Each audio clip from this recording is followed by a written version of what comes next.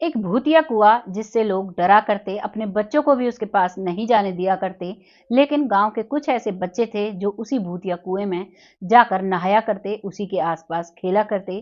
कभी कभी तो ये भी कह दिया करते कि हे आत्मा, हमारे पास आओ, हमें जादू की चीजें सिखाओ, हमें आपके साथ रहना है। लेकिन वहां पर कोई भी नहीं आता है, और ऐसे ही वो डेली अपने माता पिता से नाक चुराकर वहीं पर पहुंच जाया करते। लगातार ऐसा ही सिलसिला चल रहा था। लेकिन एक दिन वो बच्चे जब उस कुएं में नहा रहे थे, तो उनके साथ ऐसा होता है कि वो बच्चे डर कर भागने लगते हैं और घर आकर रोने लगते हैं जोर जोर से, और कहने लगते हैं कि माँ, उस कुएं में भूत है, उसने हमें पकड़ लिया। जैसे ही ये बात वो बच्चे कहते हैं, तो माता पिता चीखते हैं अपने बच्चों पर, कहते हैं कि कब से तुम लोग वहां पर जा रहे थे, कितनी बार मना किया है, ऐसी जगह पर नहीं जाया करते। जिस जगह के लिए हम मना करते हैं उस पर ही तुम जाओगे तो ये ही होगा अंजाम। ये माता पिता कहते हैं, और इस बात को सुनकर बच्चे रोने लगते हैं। लेकिन इस बात को गांव के कुछ जानकार जो बुजुर्ग थे, वो देखते हैं और कहते हैं कि दिन में ऐसा कौन सा भूत वहां पर आ गया, और गांव के लोग इकट्ठा होकर जाने लगते हैं उस भूतिए कुएं के पास। नमस्कार, मैं महक चौधरी आज आपके सामने एक ऐसी कहानी लेकर आई हूं जिसे सुनकर आपको एहसास होगा कि समाज में कई तरह के लोग होते हैं, कई ऐसे चेहरे बनाकर रखते हैं जिनका आपको नहीं पता होता। आपके सामने कुछ और होते हैं और उनके अंदर छुपा कुछ और होता है। उन्हीं चेहरों को दिखाने के लिए और इस कुएं का रहस्य आपको बताने के लिए मैं एक कहानी लेकर आई हूं। शुरू करते हैं आज की कहानी। आज की कहानी शुरू होती है उत्तर प्रदेश के बांद्रा से। बांद्रा में एक लड़का होता है जिसका नाम होता है करण। करण जो कि मुंबई में कुछ काम करता है। महाराष्ट्र के गोविंदे मुंबई में वो लड़का काम किया करता, और वो एक ऐसा लड़का था जो किसी से भी कोई भी भेदभाव नहीं किया करता। वो सभी से बड़े प्यार से बात किया करता था, और इंसान को सिर्फ इंसान समझता था। वो ना ही जात पात में बिलीव करता था, ना ही वो धर्मों में बिलीव करता था। बहुत ही शांति से रहने वाला ये लड़का करण था। इसके घर में सिर्फ और सिर्फ इसकी माँ थी, और इसके परिवार में कोई भी नहीं था। और अब ये अपने काम में मशरूम था, तभी एक लड़की से मुलाकात होती है। इसकी मुलाकात जिस लड़की से होती है उसका नाम होता है गुलनाज। गुलनाज जिसके 3 भाई थे और उसका एक पिता था। घर में माँ भी थी, भाभियां भी आ चुकी थी, उसका भरा पूरा परिवार था। वहीं जो ये लड़का काम करता है, वहीं इन दोनों की मुलाकात हो जाती है। अब मुलाकात कब प्यार में बदल जाती है, इन दोनों को पता भी नहीं चलता है। ऊपर से ये जो लड़की है ये मुस्लिम परिवार से थी, और ये जो लड़का है ये हिंदू परिवार से था। दोनों अलग अलग धर्म से बिलोंग करते हैं, अलग अलग धर्म के दोनों बच्चे होते हैं। दोनों एक दूसरे से मिलने लगते हैं, एक दूसरे के साथ घूमना फिरना, आइसक्रीम खाना, पिक्चर जाना, ये आम बात होती है मुंबई में। और ऐसा ही इनके बीच चल रहा था। धीरे धीरे वक्त निकलता है। अब ये एक दूसरे से ऐसी कसम और वादे लेते हैं कि एक दूसरे से अब शादी करने के लिए तैयार होते हैं। लेकिन दोनों आपस में बात करते हैं कि हम शादी जब करेंगे पहले अपने घर वालों को बताएंगे, उसके बाद हम शादी के बारे में सोचेंगे। अभी तक तो हमारा प्यार तो है, लेकिन करना होगा तो क्या करें, कुछ समझ में नहीं आता है। और दोनों परेशान हो जाते हैं, क्योंकि एक दूसरे के बिना वो रह भी नहीं सकते थे, और घर वालों के खिलाफ जाने में भी उन्हें डर लग रहा था। ऊपर से 2 धर्मों की बात थी। और अब ये लड़का कहता है कि ठीक है, चलो अपने अपने घर बात करते हैं। लड़का अपनी माँ से बात करता है, तो माँ कहती है कि बेटा, ये तो गलत है, वो लड़की मुस्लिम धर्म की है, हम लोग हिंदू धर्म से हैं, नहीं बात बनेगी, बहुत बड़ा विवाद खड़ा हो जाएगा। बेटा तुम उस लड़की को भूल जाओ। बेटा चुप हो जाता है, कोई भी जवाब नहीं देता है। बस एक बार में कहता है कि माँ, मैं गुलनाज के बिना नहीं रह सकता। माँ भी चुप हो जाती है। 2-3 दिन निकलते हैं। अब वो माँ अपने बेटे के सामने हार मान लेती है, और कहती है कि बेटा ठीक है, अगर तुम चाहते हो तो यही सही है। वैसे भी भगवान ने ऊपर से इंसान बनाकर भेजा है। ये धर्म, ये जात, ये पात, ये सब इंसान ने बनाई है। भगवान ने सिर्फ एक इंसान को बनाया है, और उसी की बनाई हुई ये दुनिया है। कोई बात नहीं, जो तुम कह रहे हो वैसा तुम कर सकते हो, तुम अपनी शादी कर सकते हो। चलो मुझे बता दो उस घर, मैं जाकर रिश्ता लेकर जाती हूँ। इस बात पर करण कहता है कि माँ, अभी नहीं, अभी गुलनाज की तरफ से कोई जवाब नहीं आया है।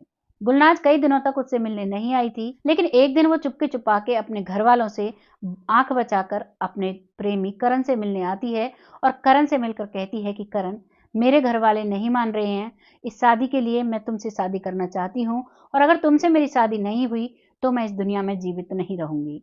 वो कहता है कि ठीक है, मेरी माँ तो मान गई है, लेकिन कोई बात नहीं, अब कुछ करते हैं। और अब दोनों भागने का प्लान बनाते हैं, और तय करे गए टाइम पर अब वो पहुंच जाते हैं दोनों एक जगह, और वहां से वो भाग जाते हैं। भागकर वो बहुत अच्छे से वो लड़का धूमधाम से उस लड़की के साथ शादी करता है।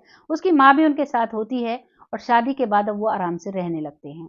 धीरे धीरे वक्त निकलता है, काफी समय इन लोगों को शादी किए हुए हो जाता है। तभी एक दिन लड़की के पिता का फोन आता है और कहता है कि बेटा, तुमने तो शादी क्या की, तुम तो हमें भूल ही गई।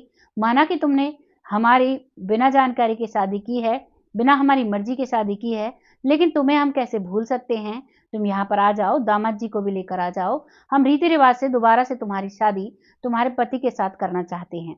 इस बात पर वो लड़की सोचती है कि मेरे बाबूजी मान चुके हैं, अब मैं अपने पति को बता देती हूँ। और वो राजी राजी अपने पति को बताती है कि करण, मम्मी पापा शादी के लिए मान गए हैं और अब वो हमें अपने पास बुला रहे हैं, तुम्हें भी मेरे साथ बुला रहे हैं। इस बात पर करण कहता है ठीक है, तुम भी और मैं भी चलो चलते हैं। और वो अपनी माँ से कहते हैं कि माँ, 4-5 दिन हमें लग जाएंगे, हम इसके घर जा रहे हैं गुलनाज के। और गुलनाज और करण खुशी खुशी अपने घर जाने लगते हैं। गुलनाज बहुत खुश थी, बहुत दिनों के बाद अपने मम्मी पापा, अपने भाइयों से मिलने वाली थी। उसकी खुशी का ठिकाना नहीं था। इधर करण भी गुलनाज को देखकर बहुत खुश था और वो भी खुश था कि चलो देर आए दुरुस्त सही, हमारे परिवार वाले मान तो गए। और अब वो घर पहुंचते हैं। घर जाकर बहुत अच्छे से उनकी खातिरदारी की जाती है, बहुत ही प्यार से उनके सामने वो माता पिता और वो भाई पेश आते हैं। शाम का खाना होता है। फिर शाम को वो लड़के, जो लड़की है उसके भाई कहते हैं कि चलो जीजू, तुम्हें घुमा कर लाते हैं, यहाँ का इलाका दिखा कर लाते हैं। खाना पीना हो गया है, शाम की सैर कर लेते हैं। और उनमें से एक लड़का उसे अपने साथ लेकर निकलता है और सामने से उसका पिता और 2 भाई गाड़ी में बैठे हुए मिलते हैं।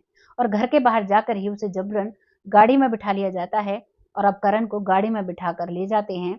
और ले जाने के बाद रास्ते में उससे बात करते हैं और कहते हैं कि तुमने हमारी बेटी के साथ शादी करके एक बहुत बुरा काम किया है और अब हम तुम्हें मारकर एक मिसाल कायम करेंगे कि जिससे कि कोई भी किसी धर्म में शादी ना कर सकेगा। मुझे इस चीज का कोई भी दुख नहीं रहेगा।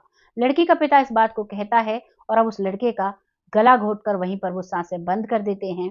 और अब वो भूतिया कुआं आ जाता है, क्योंकि वो कुआं जो था वो एक ऐसी जगह पर था जहां पर लोग आमतौर पर जाया नहीं करते थे। वो सुनसान इलाके पर पड़ता था।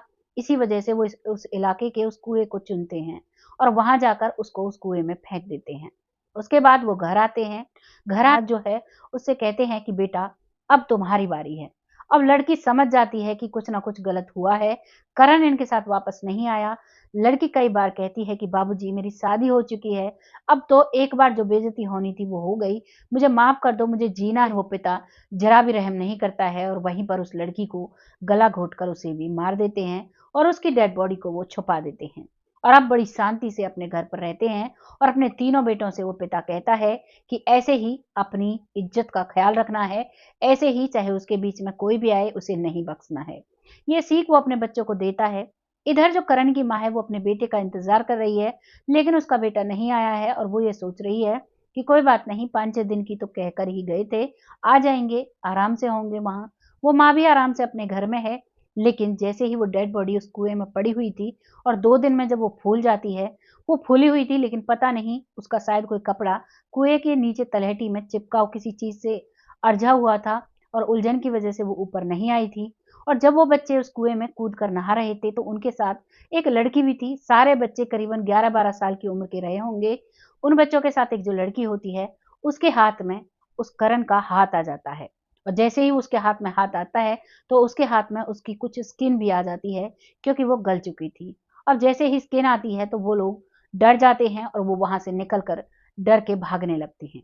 जब घर वालों को बताते हैं और घर वालों की बात सुनकर गांव के कुछ बुजुर्ग लोग इकट्ठा होकर लाठी डंडों के साथ उस कुएं के पास आते हैं, तो अब तक वो बॉडी ऊपर आ चुकी थी, क्योंकि जैसे वो बच्चे नहाए थे, पानी हिला जुला था तो उसका जो कपड़ा उसमें नीचे कुछ अरझा हुआ था वो छूट जाता है और अब वो बॉडी ऊपर आ चुकी थी। जैसे ही गांव के लोग उस बॉडी को ऊपर देखते हैं, वो तुरंत वहां की पुलिस को कॉल करते हैं। पुलिस मौके पर आने के बाद देखती है कि ये तो कोई इंसान है और वो उसे वहां से निकाल कर अब उसके कपड़े चेक करते हैं, लेकिन कोई भी आईडी प्रूफ उस व्यक्ति का नहीं मिलता है। अब वो बहुत परेशान हो जाते हैं, चारों तरफ देखते हैं तो वहां पर इधर उधर शराब की बोतलें पड़ी हुई थी और कुछ भी नहीं था। शराब की बोतलें इसलिए पड़ी थी क्योंकि जो शराबी लोग होते हैं, ना ही तो इनको भूतों से डर लगता है, ना ही इनको ऐसी चीजों से, वो खाली जगह ढूंढते हैं कहाँ पर बैठकर शराब पी जाए। और बस इसी वजह से पुलिस को सिर्फ शराब की बोतलें मिलती हैं। लेकिन काफी ढूंढने के बाद वहां पर एक खाली पर्स भी मिलता है। खाली पर्स को पुलिस जांचती है तो उसमें से एक पर्ची मिलती है। जिस पर्ची को पुलिस गौर से देखती है तो उस पर एक नंबर मिलता है। अब पुलिस उस नंबर को बार बार ट्राई करती है, लेकिन फोन को कोई नहीं उठाता है। थोड़ी ही देर बाद उसी नंबर से दोबारा से उस पुलिस के नंबर पर कॉल आता है और कहता है कि आप कौन। इधर पुलिस वाले कहते हैं कि आप कौन। तो वो कहता है कि आप बताइए, फोन आपकी तरफ से आ रहा था। तो पुलिस वाले बताते हैं कि ये हमें पर्स मिला था, इसमें आपका नंबर लिखा हुआ था। आप क्या बता सकते हो कि आपने पर्ची में लिखकर नंबर किसको दिया था या फिर किसने आपकी नंबर पर्ची में रखा था। इस बात पर वो व्यक्ति सोचता है और वो कहता है कि ये तो मेरे दोस्त करण के पास था, मेरा नंबर पर्ची में लिखा हुआ। मैं उससे कह भी रहा था कि इस नंबर को फोन में लिख लो, लेकिन वो कहता है कि नहीं, इसी में लिखा है, रखा रहेगा तो क्या प्रॉब्लम है। इस बात को पुलिस सुनती है और अब पुलिस को पता चल चुका था कि ये तो करण की डेड बॉडी है। तभी वो पूछते हैं कि क्या तुम जानते हो करण कहाँ है। तो वो कहता है कि करण तो अपनी ससुराल मुंबई गया हुआ है, वहीं पर उसके ससुराल वालों ने उसे बुलाया है, उनका कुछ विवाद चल रहा था, उसे सुलझाने के लिए गया है। अब पुलिस पूरे केस को समझ चुकी थी और अब पुलिस उस व्यक्ति को बुलाती है। उस व्यक्ति की जो पहचान है, जो दोस्त है, उसकी पहचान गुप्त रखी गई है और वो व्यक्ति आता है, वो आकर अपनी डेड बॉडी को पहचानता है और कहने लगता है कि साहब ये तो मेरा दोस्त है। नम हो जाती हैं और वो घबरा जाता है क्योंकि वो समझ जाता है कि माँ जी तो अकेली होंगी, क्योंकि वो जानता था इसके परिवार में सिर्फ माँ जी और यही है। तभी वो कहता है कि इसकी पत्नी और इसके साथ थी, जिसका नाम था गुलनाज, वो आपको नहीं मिली कहीं पर भी। तभी उसके ससुराल का वो एड्रेस बताता है और अब पुलिस पहुंच जाती है उसके ससुराल। ससुराल पहुंचती है तो पुलिस को देखकर वो लोग समझ जाते हैं और जो उन्होंने गुनाह किया था उसके लिए वो बिल्कुल तैयार थे। पुलिस उन्हें पकड़ती है तो वो हंसी खुशी अपना जुर्म कबूल करते हैं और कहते हैं कि इन्होंने हमारी इज्जत में बट्टा लगाया था और आज हमने उसको इसकी सजा दे दी, हमें कोई दिक्कत नहीं है इनके साथ ऐसा करने से। पुलिस उनको अरेस्ट करती है और अब गुलनाज की भी डेड बॉडी को ढूंढ निकालती है। उसको खेत में डाला गया था, ईख के खेत में डाला गया था, वहां से पुलिस उसे लेती है। उसकी भी डेड बॉडी जो थी उसका बहुत बुरा हाल था। अब पुलिस की जो लड़का है उसकी डेड बॉडी को उसकी माँ को बुलाती है। माँ अपने बेटे की डेड बॉडी देखकर वहीं पर बेहोश हो जाती है, क्योंकि उसका वो बुढ़ापे का इकलौता सहारा था, जिसकी एक छोटी सी गलती से उसका जीवन चला जाता है और उसकी माँ अकेली रह जाती है। उसकी माँ को उसकी डेड बॉडी सौंपी जाती है। उसके साथ एक दो और उसके पड़ोसी आए थे, वो उस माँ को भी लेकर जाते हैं और करण की डेड बॉडी को भी लेकर जाते हैं और उसका अंतिम संस्कार करते हैं और आज वो माँ अकेली बैठी रह गई है। इधर उस लड़की का भी अंतिम संस्कार पुलिस के द्वारा ही किया जाता है, क्योंकि तीनों भाइयों को और उस पिता को भी पुलिस ने अरेस्ट कर लिया था। घर में व्यक्ति कोई भी नहीं था और उस डेड बॉडी को पुलिस के द्वारा ही उसका अंतिम संस्कार किया गया। इस तरीके से एक प्रेमी जोड़े की डेथ कर दी जाती है, एक प्रेमी जोड़े को इस दुनिया से मिटा दिया जाता है। लेकिन ये कहानी बहुत कुछ सिखा कर जाती है। इस कहानी से हमें सीख मिलती है कि हमें कभी भी अपने जो हमारे नियम बने हुए हैं, समाज के नियम, उनके विरुद्ध नहीं जाना चाहिए, नहीं तो इसका खामियाजा बहुत ज़्यादा बड़ा भुगतना पड़ता है, जैसे कि करण और गुलनाज को भुगतना पड़ा। कोई भी ऐसी रास्ते पर ना चले, इसीलिए हम इस कहानी को आपके सामने लेकर आए हैं।